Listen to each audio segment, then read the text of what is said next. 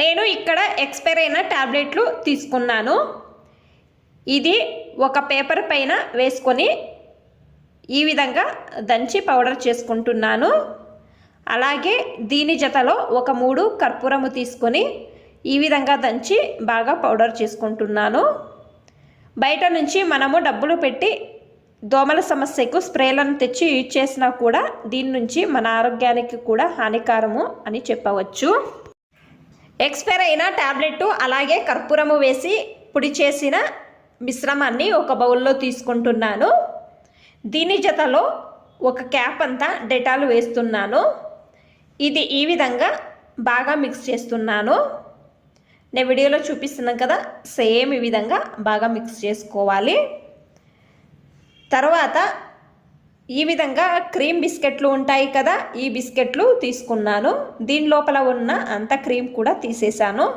Biscuit మధ్య భాగంలో ఈ విధంగా మనము ప్రిపేర్ చేసుకున్న మిశ్రమాన్ని ఈ బిస్కెట్ మధ్యలో వేసి ఈ విధంగా క్లోజ్ చేయండి.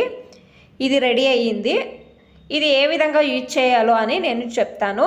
ఎలుకలు ఎక్కువగా ఎక్కడ నుంచి వస్తాయో అక్కడ పెట్టి చూడండి. ఇది తింటే ఎలుకలు బయటకు వెళ్ళిపోతాయి. ట్రై చేయండి ఈ టిప్ అనేది.